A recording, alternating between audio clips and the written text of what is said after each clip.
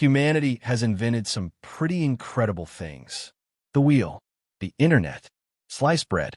But none of them compare to our greatest invention of all time. It doesn't have an engine.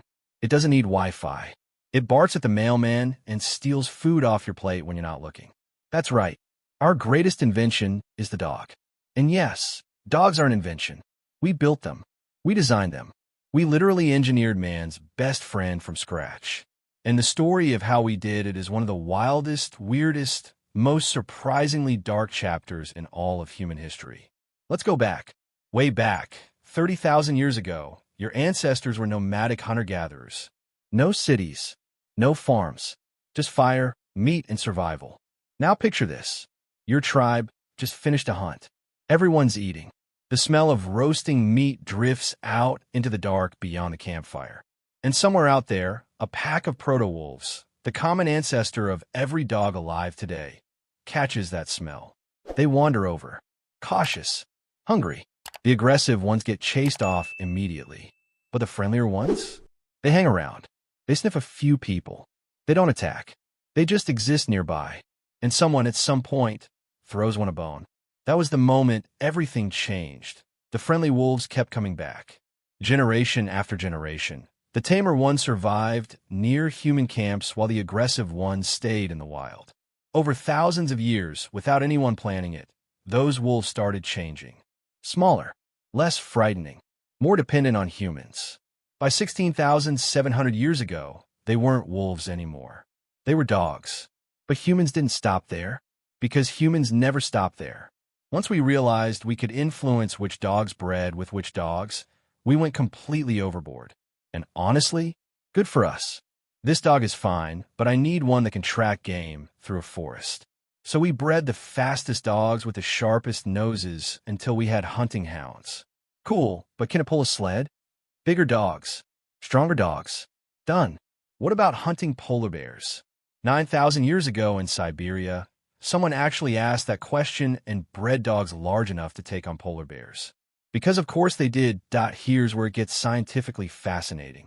In the 1950s, a Russian scientist named Dmitry Belyaev ran a now-famous experiment with silver foxes.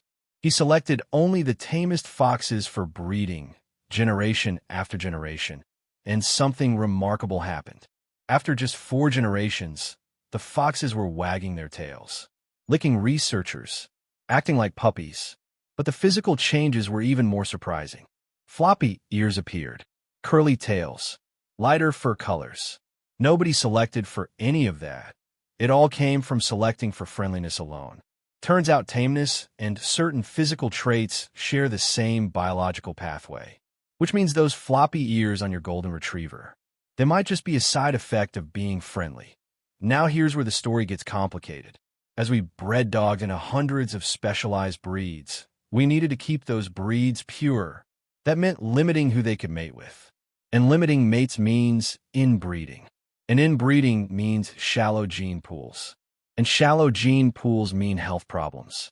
Huskies prone to autoimmune disease. Labs that can't stop eating. Pugs whose eyes can literally pop out of their heads. Yes, that's a real thing that happens. We designed them perfectly for our needs. Sometimes we forgot to design them for their own well-being. There's even a breed that no longer exists because it became unnecessary. The turnspit dog, bred by Victorians to run inside a wheel and rotate a roasting spit all day. Then clockwork roasting machines were invented. The turnspit dog had no purpose, and eventually no turnspit dogs. We built them for a job. When a job disappeared, we let the breed disappear too. But here's the thing about dogs. Despite everything, the selective breeding, the inbreeding, the centuries of being shaped to serve human needs, they kept showing up. Loyal, enthusiastic, absolutely convinced that you are the most important person who has ever lived. 30,000 years ago, a wolf chose to trust a human by a campfire. And today, when you walk through your front door, a dog loses its mind with joy just because you came home. We bred them to love us. And somehow, that makes it feel even more real. If this made you look at your dog, or anyone's dog, a little differently, hit like. It genuinely helps this channel reach more people. Subscribe to Ancient Survival for more deep dives into the surprising history behind the things we take for granted every day. And drop a comment below, what's your dog's breed? Because now you know exactly where it came from.